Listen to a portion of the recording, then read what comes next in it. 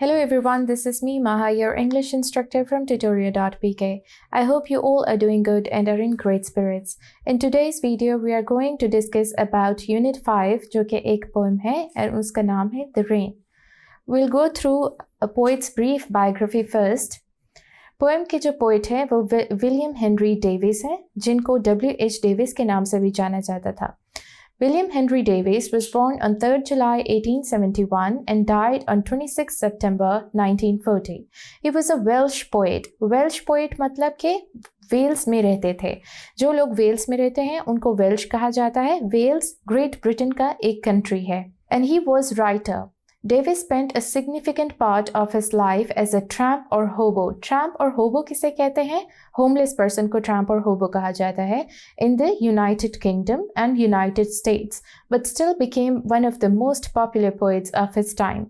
The principal themes in his work are observations about life's hardships, the ways in which the human condition is reflected in nature, his tramping adventures, and the various characters he met. Let's discuss difficult word meanings extracted from first and second stanza. First is beneath. Beneath का मतलब होता है below, यानी नीचे. Second is wondrous, जिसका meaning होता है extraordinarily good या wonderful या heavenly, और उर्दू में इसे कहेंगे हैरतअंगेज. Third word is sight. Sight का मतलब होता है vision या कहेंगे नज़ारा. Let's move on to the paraphrasing of first stanza.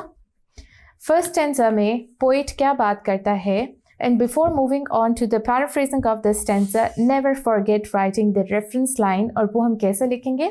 These lines are taken from the poem. Poem का नाम inverted commas में The Rain and is written by poet, again inverted commas में W.H. Davies. Then you will move on to the paraphrasing of your stanza.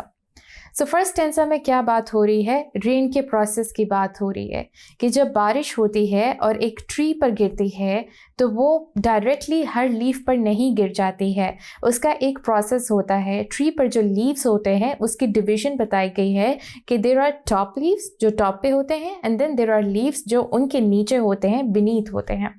तो क्या होता है कि when it rains, first जो ड्रॉपलेट्स गिरते हैं वो टॉप लीव्स पर गिरते हैं और टॉप लीव्स उस पानी को पी के अपनी जो प्यास है वो बुझाते हैं. They quench their thirst by drinking drops of rain. और जो लेफ्ट ओवर होता है, जो बचे कुछ ड्रॉप्स रह जाते हैं, वो नीचे वाले लीव्स पर ट्रिकल डाउन करते हैं. ट्रिकल डाउन का मतलब होता है ड्रॉप बाय ड्रॉप किसी चीज़ का गिरना, कतरा ब कतरा किसी चीज़ का गिरना. तो ड्रॉप बाय ड्रॉप वो लेफ्ट ओवर ड्रॉपलेट्स नीचे वाले लीव्स पर गिरते हैं और उस बचे कुचे पानी से नीचे के जो लीव्स होते हैं वो अपनी प्यास बुझाते हैं. They quench their thirst with left over droplets.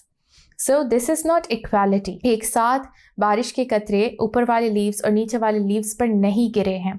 ऊपर वाले लीव्स को रिच लीव्स कहा गया है, नीचे वाले लीव्स को पुअर लीव्स कहा गया है. फिर पोइट कहता है कि ये जो प्रोसेस है that the leaves are drinking water and quenching their thirst, ये एक बहुत ब्यूटीफुल प्रोसेस है. और जो साउंड एमिट हो रहा है बारिश के कतरों का गिरने का लीव्स पे, वो साउंड पोइट के लिए एक ब्यूटीफुल नॉइज़ है और पोइट इसे एंजॉय कर रहा है. पोइट के लिए ये एक ब्यूटीफुल साइट है, ब्यूटीफुल विजन है. इस पोएम में एक हिडन सिंबलिज्म भी है. सिंबलिज्म किस चीज़ का है? जिन लीव्स को रिच लीव्स कहा गया है वो एक्चुअली सिंबलाइज करते हैं सोसाइटी के रिच पीपल को, और जिन लीव्स को पुअर लीव्स कहा गया है वो एक्चुअली सिंबलाइज कर रहे हैं सोसाइटी के पुअर पीपल को.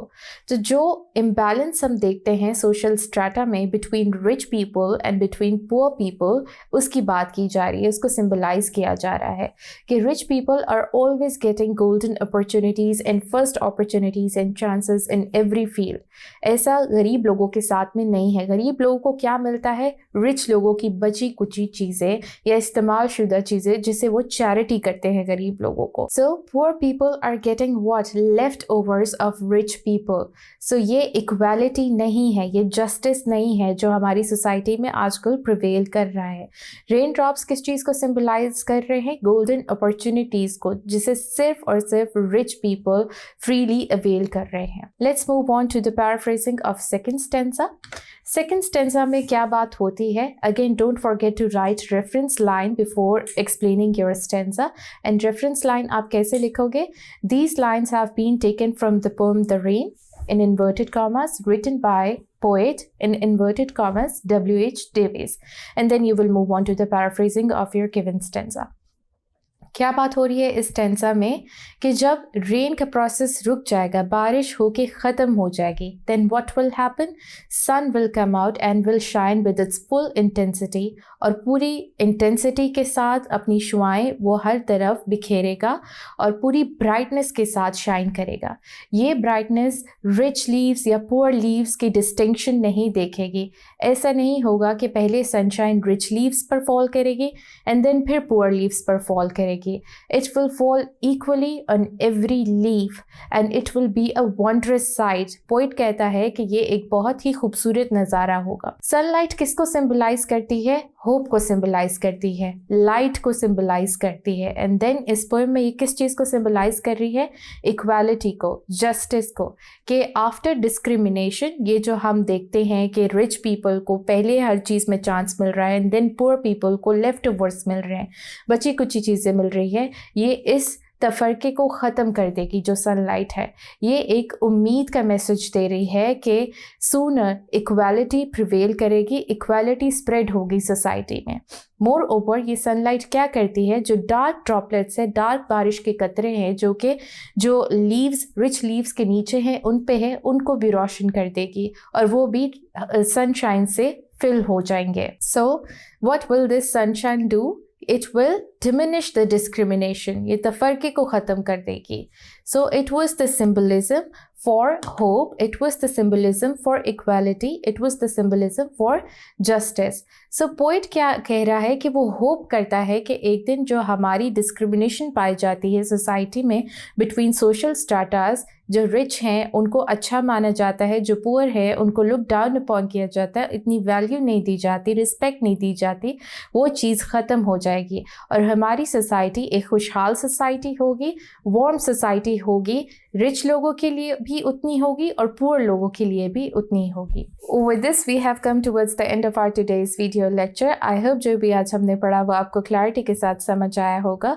Till then, take care. Inshallah, we'll be meeting with some new topic in our next video. This is me, Maha, your English instructor, signing out.